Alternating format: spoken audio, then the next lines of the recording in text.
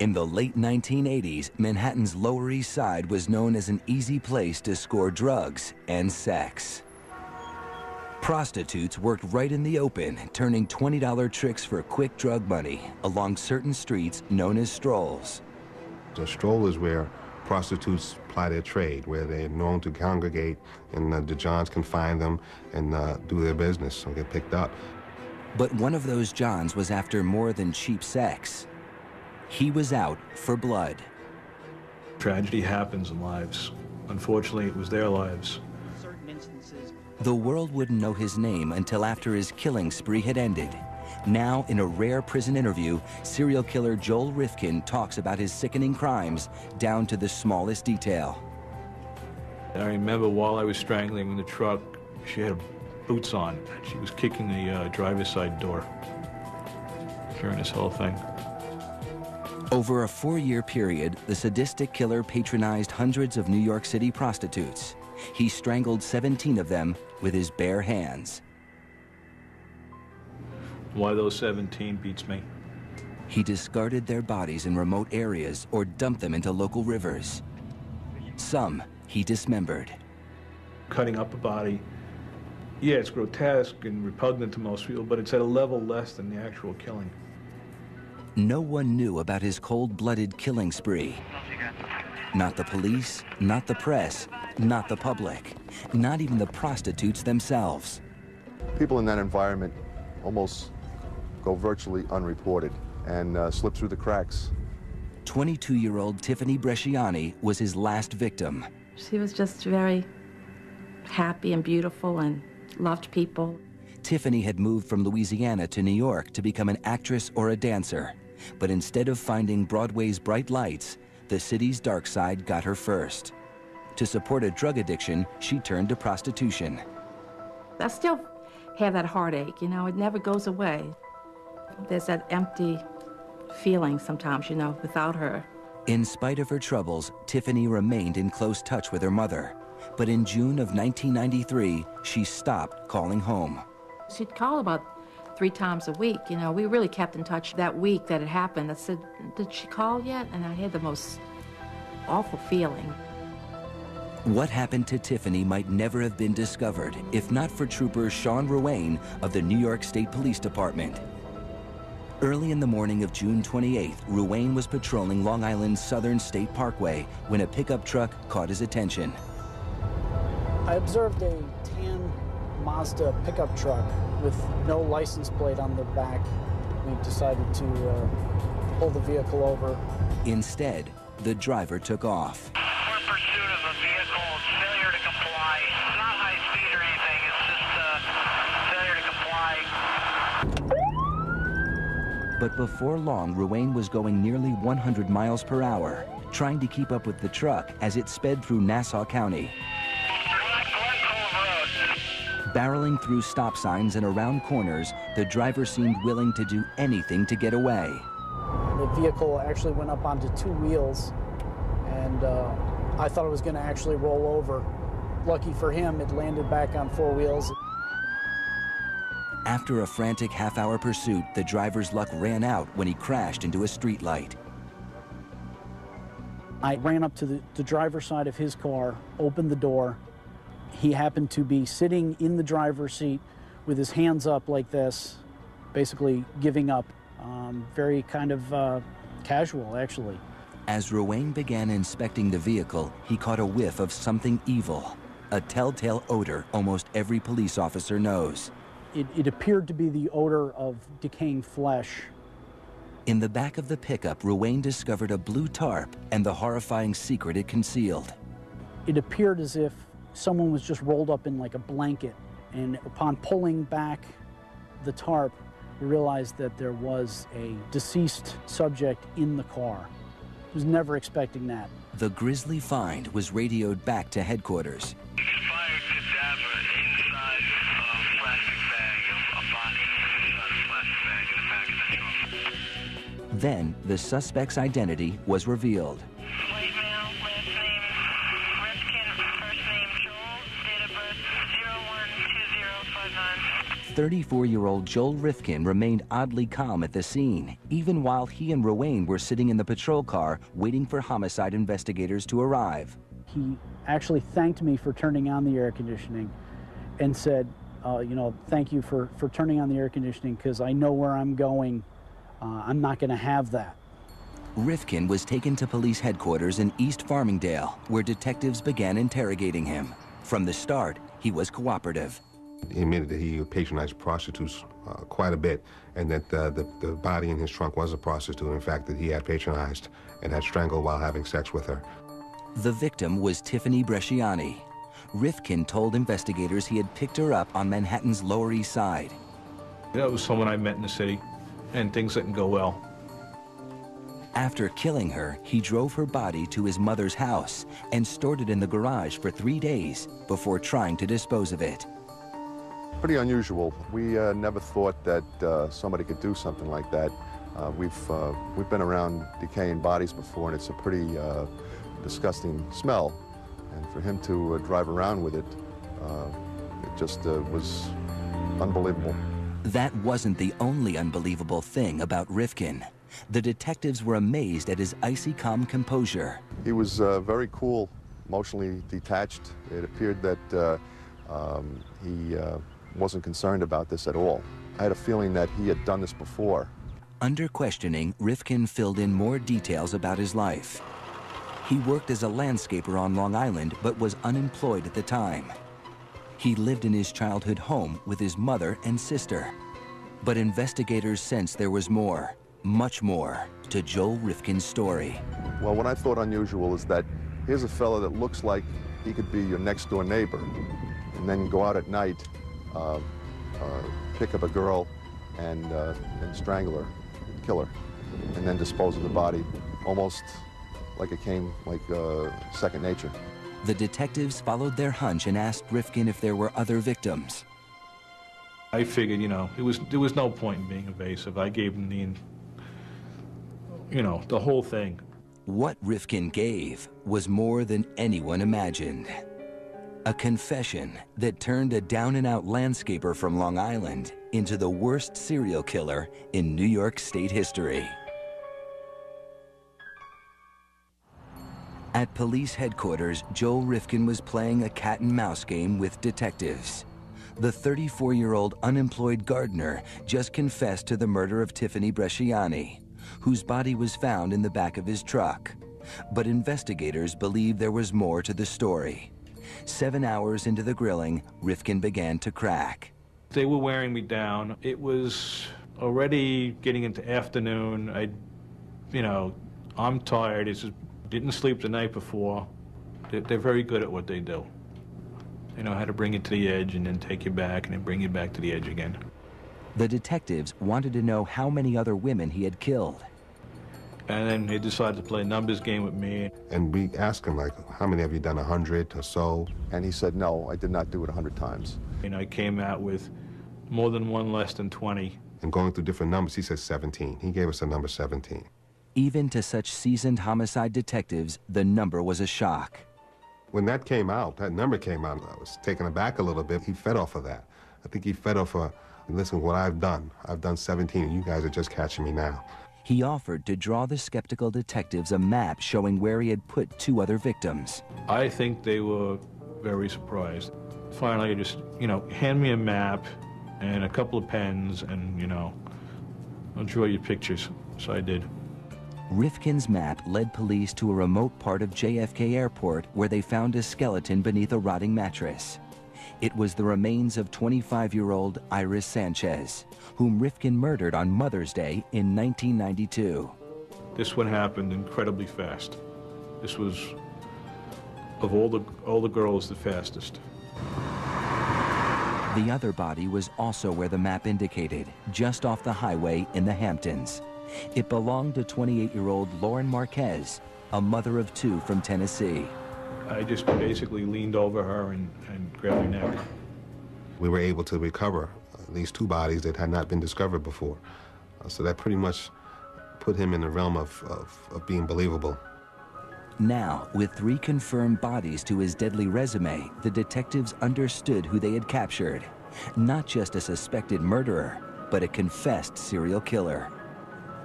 I sensed that he had no remorse, and I don't think he thought of the victims as human beings. I think he thought of them as just as swatting a fly.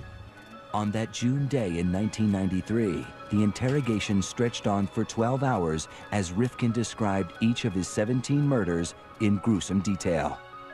His recollection was very amazing. You can recall all these things from 1989, even all the way to 1993, with each victim, how he killed them, which ones he dismembered, how he disposed of them. Before the day was out, police executed a search warrant at his childhood home. His bedroom was a mess, filled with used dishes, soiled clothes, and discarded magazines. But among the filth, the detectives discovered valuable evidence, hundreds of personal items from his victims. We were overwhelmed, like, how are we going to go through this and go through meticulously? We started to find identification and jewelry and different things belonging to girls, underwear, clothing. Rifkin had saved trophies from each woman to help him remember the murders. As the numbers started to increase, an ID would, okay, that has a photo, I know who that girl was, or a piece of jewelry, okay, I know that it's from that girl. So yeah, it would help keep the sequence and to remember who was who and remember the events.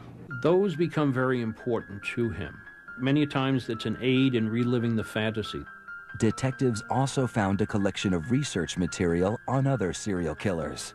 We found newspaper articles chronicling other serial killers at the time, Jeffrey Dahmer, Arthur Sawcross, different books on the Green River Killer. It almost seemed like he was making a study of these type of individuals, fully knowing what he was. Police hauled away hundreds of pieces of evidence, including a saw, a freezer, and a wheelbarrow containing a quart of fresh blood. To help unravel this awful mystery, they turned to his mother and sister, whom Rifkin lived with during his 4-year killing spree. I was incredulous that she didn't know, that nobody could know that these things were going on underneath their roof. But how well do we really know the people that we live with? As police confirmed each one of his 17 victims, a fuller picture began to emerge. Joel Rifkin wasn't just the most prolific serial killer in New York's history. He was one of the worst of all time, eclipsing such infamous killers as David Berkowitz, the son of Sam, Richard Ramirez, the Night Stalker, and Albert DeSalvo, the Boston Strangler. As soon as the news got out, this case took a life of its own. After a life spent hiding in the shadows, suddenly the whole world knew who Joel Rifkin was. Where did you do it? Mr. Rifkin, are you responsible for 17 murders?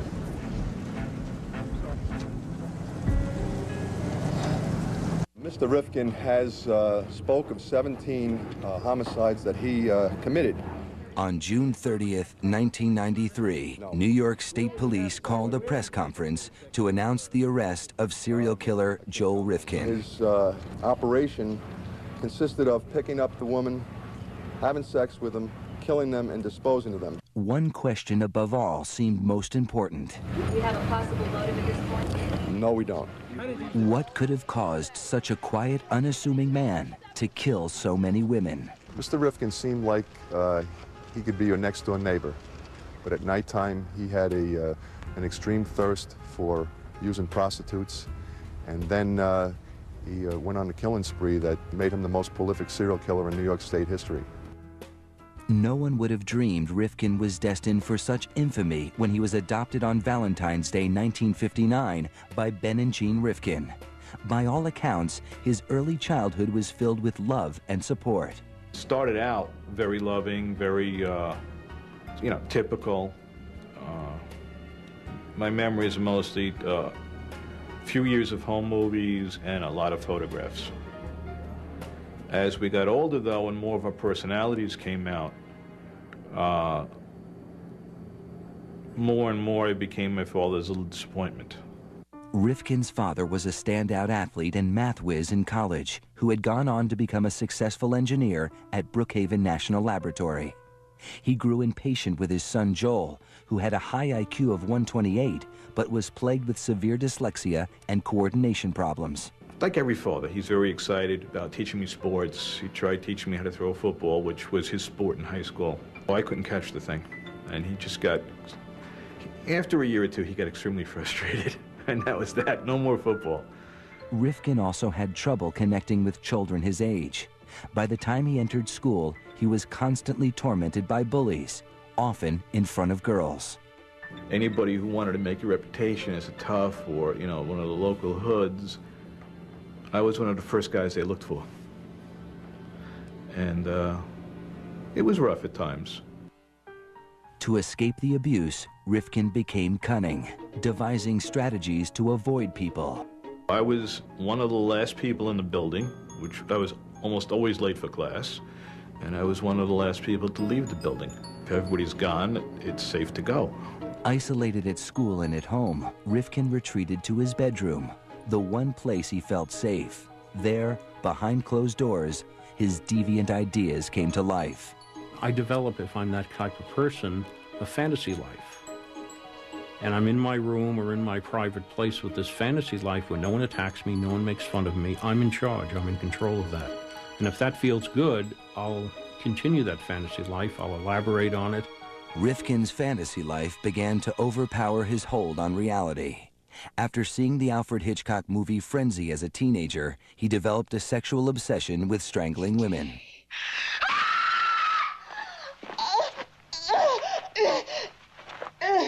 I remember seeing Hitchcock's Frenzy, which I later had a videotape of. It used to always get my attention. That built into fantasy life. Rifkin graduated from high school in 1977. He stayed at home taking a class at the local community college. 1 year later, he enrolled at the State University of New York at Brockport, 200 miles away. Before leaving for his first semester, Rifkin decided that he might fit in better if he lost his virginity. I figured, well, I should have at least some experience. I should kind of know something of what this whole thing is.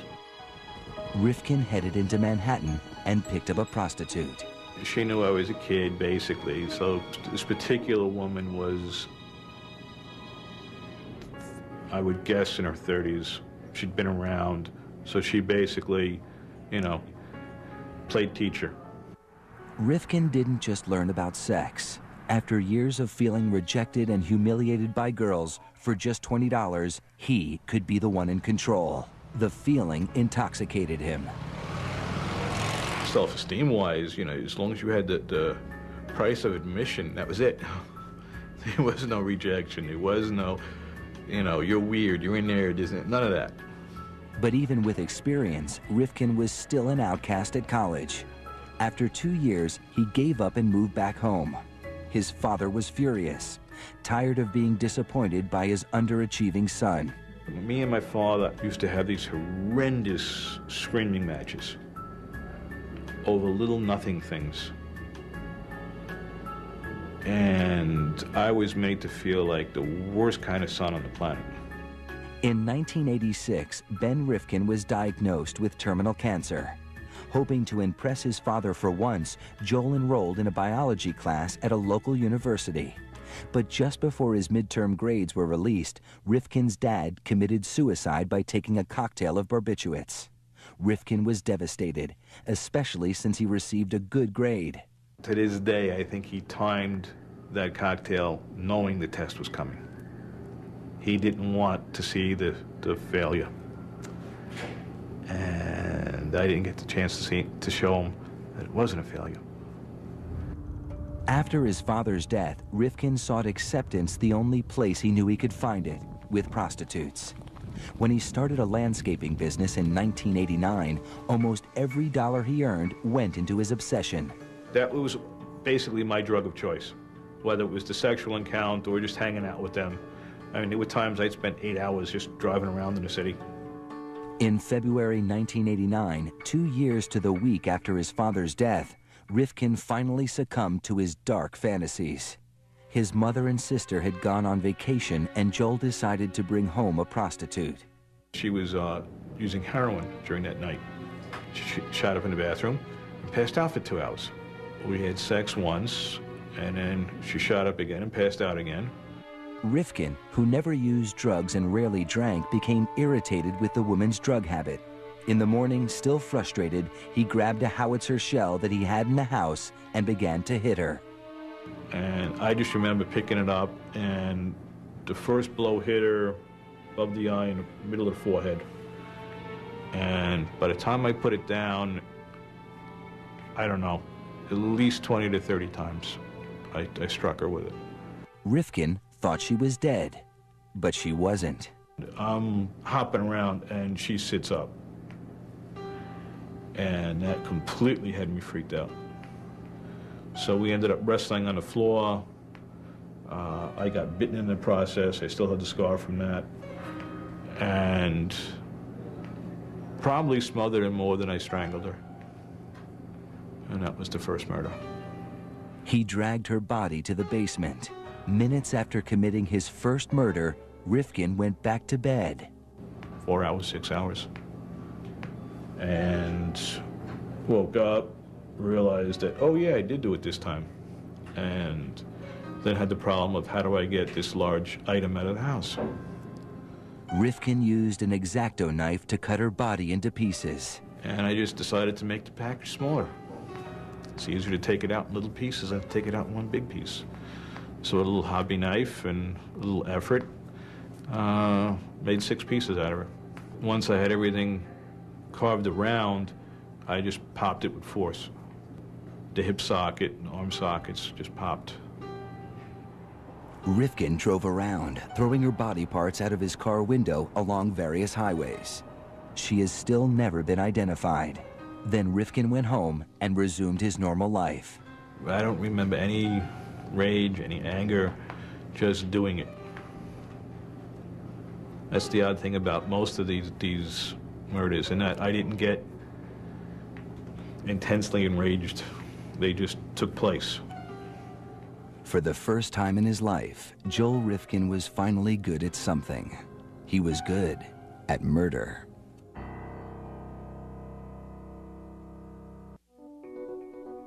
After the first murder, Joel Rifkin was terrified of getting caught. Whoa, I can't believe I did this, and it was driving down the block, I'm counting the cars. Yeah, that car belongs there, that car belongs there. You know, looking for the odd car, driving past the house, circling back, you know, all this paranoia stuff. But he kept his dark secret to himself and returned to his regular routine of living at home, mowing lawns, and seeing prostitutes. He vowed never to kill again. I really, throughout that whole time before the next one happened, was, okay, that's not going to happen again. We're done with that. That was just, you know, had a bad day. But he couldn't stop thinking about the murder, especially during sex. For 1.5 years, he was able to hold off the urge. Then his mother and sister went away again, and he brought home another prostitute.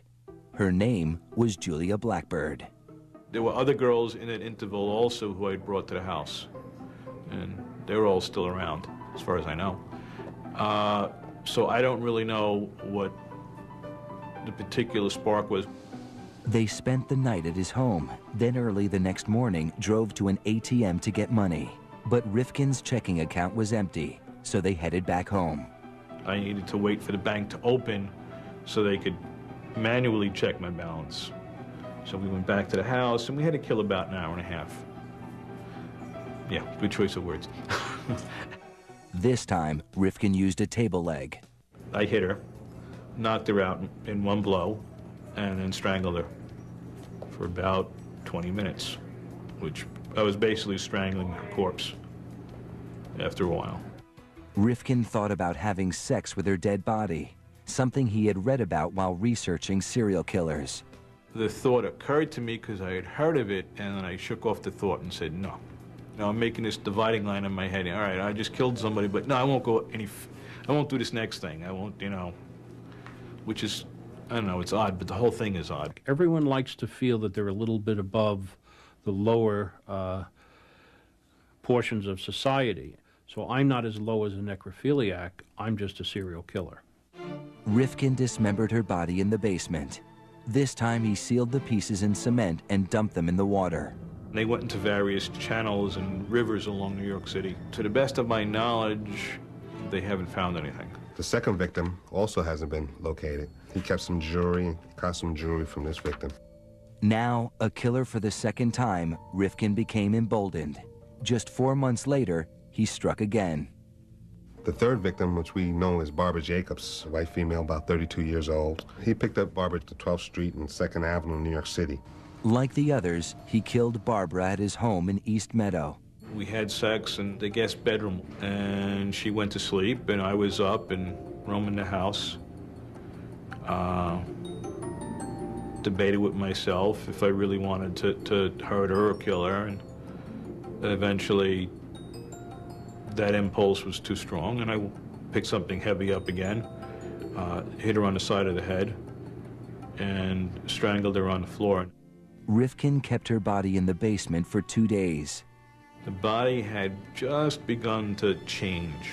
It looked like it was bloating, so I became afraid to cut it. So I found a mattress box, or some kind of narrow, long box, rectangle. So I slid her into that and dropped it in the Hudson River. Her body was found shortly afterwards, but never identified, remaining a Jane Doe until after his arrest. Rifkin didn't care. They were objects. You know, I didn't think of them as having anything else but drug habits and, you know, sex for money. In my mind, they never had families, never had anything. These killers, over and over again, have an abnormal need for power and control. We all like a certain level of power and control, but they have an abnormal need for it. Why? Because it was taken away in their earlier years. So now they're going to react, and now they're going to try to overcompensate for that. Self-employed, with no friends or social life, Rifkin was able to carry on with impunity. His family left him alone and didn't ask questions. Mom was like, hey, as long as he's not moping, as long as he's out doing something. His family pretty much were resigned to the fact that the type of person he was, a loner, kept to himself a lot up in his room. He would be out roaming at all hours of the night. That was a normal course for him, as far as the family was concerned. A few of the women actually escaped his death grip, unaware of his fatal intentions. One girl she managed to hook her foot around and lift me up to the roof of the car. And broke contact, and I'm basically dangling like a bug. And I relaxed, she relaxed, and she was like, I gotta quit doing this. And of course, she'll probably, like me, I gotta quit doing this, and the next night she's back out and I'm back out. The first 3 murders had occurred with long intervals between them. But his 4th victim, 22-year-old Mary Ellen DeLuca, happened just a few weeks later. Rifkin says he didn't even intend to kill her. We ended up in a hotel room. My thinking was, 2 people walk into a hotel room, 2 people have to come out of a hotel room. So I was looking for ways to avoid the killing. In the room, DeLuca began to lament about her life. She was saying stories of how she had just come out of rehab and now she's getting stoned again, and her life is crap, and this has got to stop, and I wish I was dead. And I was like, she didn't have to say much more after that. Rifkin grabbed her throat. So we didn't even have any sex. Nice, the heck with it. Never even started the sex act, just strangled her. Now he had a problem. He had to get DeLuca's body out of the motel without anyone seeing. Pulled the curtains down, do not disturb on the door, and I went shopping for a trunk like a kid takes to summer camp. He got the idea to use a trunk from the same Alfred Hitchcock movie that gave him his first sadistic fantasy. That idea I lifted from Frenzy. The idea worked. Her body, partially decomposed body, was found on October 1st, 1991, adjacent to a rest area in Route 32 in upstate town of Cornwall, New York. Rifkin was not only killing more frequently, he was getting better at it. But he wouldn't get away with it forever. As the body count grew, Joel Rifkin began taking bigger chances. He murdered his 5th victim, 21-year-old Yun Lee, in his truck near the Williamsburg Bridge. I just grabbed her by the neck and didn't let go. It was broad daylight. Rifkin propped Yun Lee's body up in the passenger seat and took the expressway back to Long Island. I had to get gas. So I pulled into the self-service gas station there with body on the front seat. He drove to a work lot where he stored gardening equipment and put her body in the same steamer trunk he had used to hide his previous victim. Then, Rifkin returned to the city and dumped the trunk in the Harlem River. Her partially decomposed body was found in the body of water off Randall's Island in New York City. Just days later, he killed again. Victim number 6's body has never been recovered. He strangled this female who had sandy-colored hair. He placed her in the metal drum, and he placed this drum in the Harlem River. While disposing of this still unidentified victim, Rifkin was nearly caught by 2 police officers. I roll the barrel off, splash, turn around, and there's a flashlight. And it's 2 of New York City's finest. What are you doing? He told the officers he'd been scavenging for car parts. The cops let him go. That was the type of thing, yeah. Rifkin went on to kill 11 more women. His murders didn't stand out in a city that was averaging 2,000 homicides a year. The multitude of cases and homicide cases and victims that in New York City, a jurisdiction like New York City gets, this is just an unfortunate thing sometimes. By the end of 1991, his 3rd year of killing, Rifkin had murdered 7 women. In the next year alone, 1992, he killed 8 more. I'm not even thinking about it anymore. Some of these other girls, it just didn't take anything. Very almost automatic. All of his victims were strangled. Joe Rifkin is a true sexual sadist. That thrill that he gets, it gets intermingled in sex. But again, keep in mind that tremendous feeling of power and control he would have strangling a defenseless prostitute. By discarding the bodies over a wide area, Rifkin kept police from connecting the murders. Nobody Rifkin knew suspected anything either. If you met Joel on the street, you would think that he was an unassuming guy. I don't think you'd take a second glance at him. Then, in late June 1993, Rifkin picked up his last victim, Tiffany Bresciani, while driving his mother's Toyota. He strangled her in the back seat and drove home. She's naked. I threw some car mats on her. I remember passing a tour bus, deciding it's not a good road. And I remember pulling off, drove to Kmart. Rifkin bought a blue tarp to wrap up Tiffany's body. Now it's around 9 o'clock in the morning. Drive home. Mom has some shopping errands to run. And it's her car. So Mom drives off with basically a very odd-shaped package in her trunk. And Mom never used the trunk that morning. After his mother returned, Rifkin moved Tiffany's body to the garage, where he left it for 3 days. Very hot days, and now it's nice and ripe. Early in the morning of June 28th, Rifkin drove off to dispose of Tiffany's body.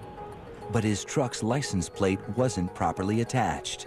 I heard it fall, and I'm a sloppy mechanic. There's tools everywhere. So I thought I had left a wrench or a socket someplace, and it bounced off. Soon after, Rifkin saw flashing lights in his mirror. Knowing the police would smell the stench from Tiffany's body, he decided to make a break for it and drive into the ocean. I was looking for literally a place to crash. I figured sink the truck, swim, hide under the pier for a while. I don't know what I was thinking. Instead, Rifkin crashed into a light pole after a 30-minute chase. He offered no resistance as Trooper Sean Ruane took him into custody. He asked me, he's like, why were you stopping me anyway? At which point in time I advised him that the reason why we stopped him was because there were no license plates on the vehicle. At which point in time he responded, you know, it's always a 25-cent part. Joel Rifkin's killing spree was finally over. The world was shocked when it learned of his crimes. After being invisible for so long, Rifkin was now in the spotlight. His trial loomed ahead. Soon, he would have to face the families of the women he murdered. My daughter didn't, she didn't deserve to die like that.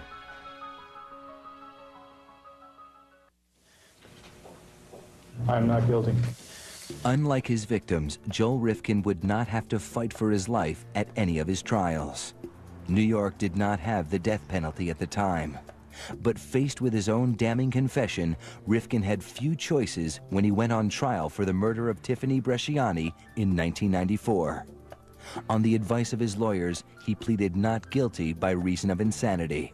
The insanity defense at that point loomed as the most viable course to pursue if we were going to, in some way, try to impress upon the jury that Joel truly didn't appreciate the consequences of his actions. Rifkin's attorneys fought to suppress his confession, arguing that it was coerced. Rifkin insists he asked for a lawyer several times during questioning. I asked for an attorney about 20 times, but when it comes to, I guess, a crime this heinous, constitutional rights get forgotten about. It's not unusual afterwards for the defendants to make all sorts of claims about what they asked for or what the police did or said to them. His confession was ruled admissible. 10 months after Rifkin's arrest, the trial began. The prosecution portrayed Rifkin as a cunning killer who knew exactly what he was doing and went to great lengths to hide his crimes. He was bright enough to be able to pick the type of victims that would not be noticed missing right away, to do it, to kill these people in areas that would provide him with seclusion, and dispose of the bodies in such a way that law enforcement wouldn't be able to put one together with another. They also depicted him as a sexual sadist. He got sexual pleasure not only in killing these young women, but in keeping items from them, their identification cards, items of their clothing, some jewelry, and reliving that pleasurable experience of killing them in the secrecy of his room by holding and looking at all these items that he had stolen from them. As terrible as it is, what more power do you have over someone than life and death when you're strangling them? The defense argued that Rifkin was a paranoid schizophrenic, legally insane, and incapable of comprehending the consequences of his actions. We were claiming that he was laboring under such a pernicious disease that he really wasn't appreciative of what he was doing. Tiffany Bresciani's mother testified at the trial. I knew I had to take a stand not only for my daughter, but for all women in the world. The mothers of 2 other victims were constant fixtures at the courthouse, demanding justice. They wouldn't let me do it, I'll kill him myself. Rifkin's mother was there as well, standing by her adopted son in spite of his gruesome crimes. I didn't know what unconditional love was until my arrest. In the courtroom, Rifkin appeared disinterested, falling asleep several times during the trial. After 2 weeks, both sides made their closing arguments. The dead, even though disposed of, were dates to Joel Rifkin. His mind never drew the connection between what was real, what was fantasy, what was life, what was death. He knew when he killed Tiffany Bresciani that he was a serial killer. He knew it. He was studying it. He was reading about it. He had articles on Jeffrey Dahmer and Arthur Shawcross and others in his room. And he was doing it to satisfy his own sexual perversions. The case went to the jury. 2 hours later, the verdict was in. As to count 1, murder in the 2nd degree, what is your verdict? Guilty. At sentencing, the judge gave Rifkin the maximum. You have been found to have knowingly committed the most heinous act one can commit against a fellow human being, the taking of a life. You, Joel Rifkin, are hereby sentenced to an indeterminate term of imprisonment with a minimum of 25 years and a maximum of your natural lifetime. I don't hate him. I don't hate anybody. I just can't understand that. It's still a shock to me. I don't understand it. Over the next 2 years, he entered guilty pleas to 8 more murders. In 1996, when he was sentenced for the murder of Iris Sanchez, Rifkin offered his first apology. What I have done can never be forgiven, but I ask you to believe me when I tell you that I will never understand the part of me that caused me to do these terrible things to your children. Not only will I go to my death reliving these horrors, but I will go there never knowing why I did them at all.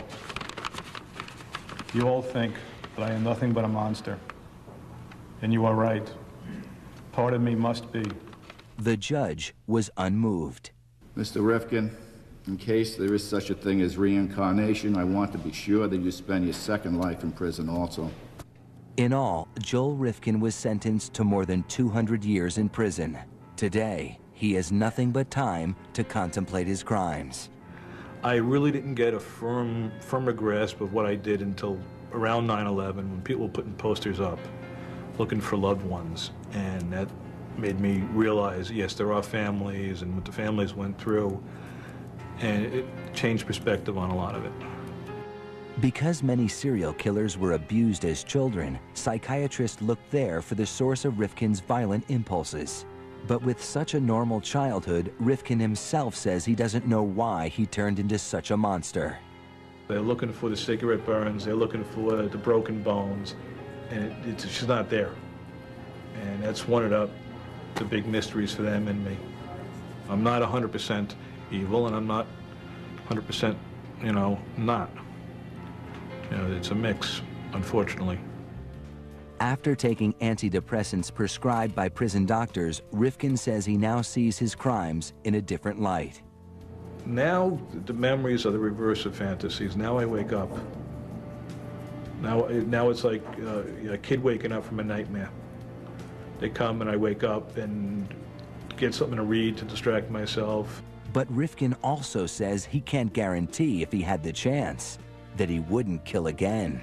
The honest answer is I don't know. I don't know if I was released if I'd ever kill again. I might.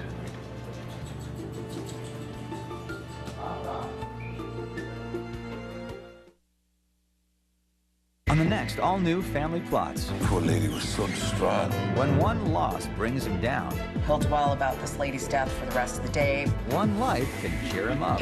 Chuck took his kitty to a costume party. I think we need a little help. Up against the ropes, baby. An all-new Family Plots. Sunday at 9 on A&E.